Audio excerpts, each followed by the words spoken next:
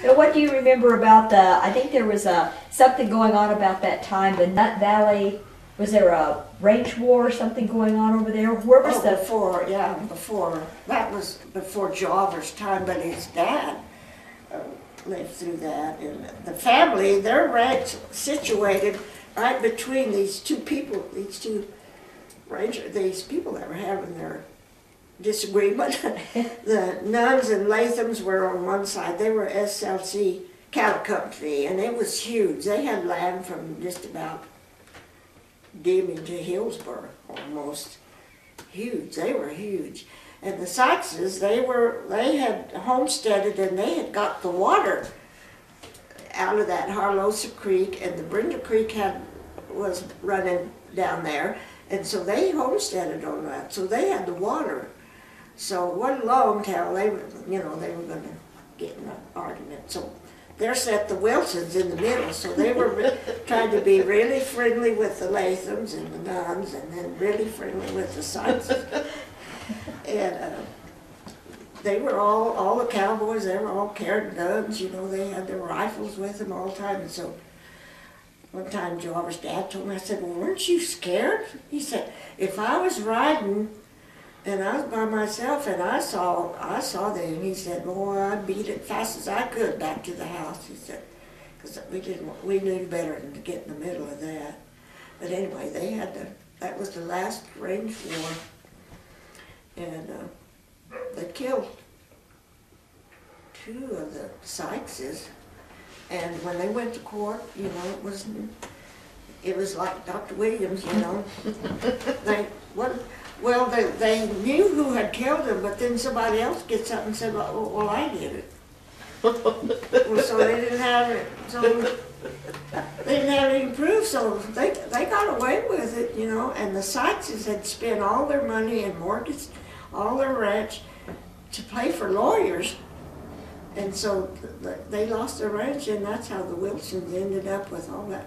They got all the Sykeses, They ended up with all that ranch. And so it went from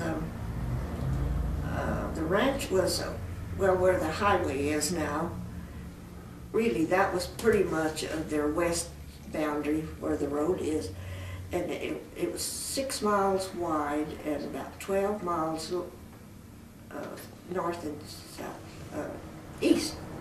So it went almost down to where Array is now.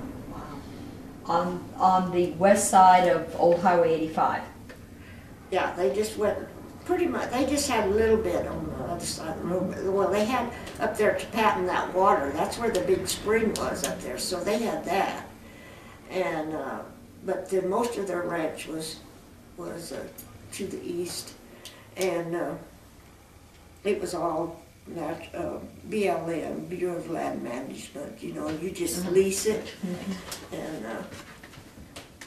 so they had patented all the water, so that was private land, and but the rest was leased. And Jawver's dad, he was sort of a wheeler and a dealer. He was always trading around, and Jawver ended up doing that too. But anyway, he traded. The Sibley Mountains were named after General Sibley, who was up there during the Civil War. Was he Confederate? Was Sibley Confederate? I think he was a Sibley, and what was the other one? Yeah, he was Confederate. Anyway, they thought they were safe up there from the Apache Indians, because those mountains are really steep and there are rocks everywhere, and so that's why they named. But the Apaches got them, and then plus the north, the Union came down from Santa Fe and finished them up, I guess. But anyway,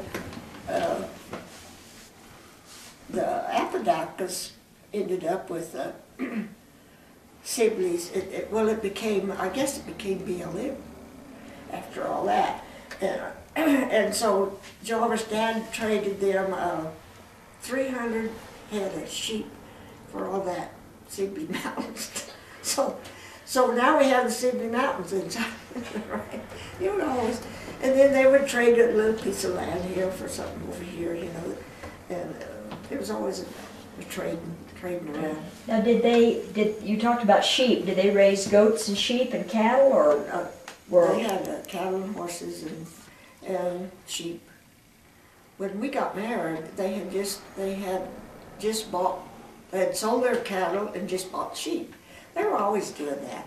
You know, they had goats one time, and they'd have cattle. And there was, when the Lake Valley War was going on, there were a lot of wild horses there. And so that was another thing to fight over, you know. They'd go and steal some horses from over here, you know. And the guy that had the TI ranch first was from England. He had lots of money, and he came over here and he bought that ranch. And he didn't know anything about cattle or horses, but when he bought the ranch, there was cattle and horses there. And so the Lathams and them, they just helped, you know. He didn't know what's going on, so they stole most of his cattle and most of his horses too. So when the Wilsons bought it, they didn't hardly have anything left. They had to start stocking up again. Now, it is interesting that you talk about Sibley and the fact that I think Lake Valley Cemetery has more Confederate stones in that cemetery than I've seen in any of our cemeteries in Sierra County. Really? Oh, there's more here, I'm sure. There's only 2 here. Yeah, there's not. Yeah. Oh, from that time. From I the, see. the Confederate, yeah. That many of the ranchers or different names that we've recognized had come into the Lake Valley area, probably looking for a fresh start, and they did recognize on their stone that they were part of the it was the Confederate State of America, the CMA, Confederate State of America. CSA. Yeah, CSA. Yeah. Is it so? Tell us about Preacher Lewis. I mean, what you know about Preacher Lewis.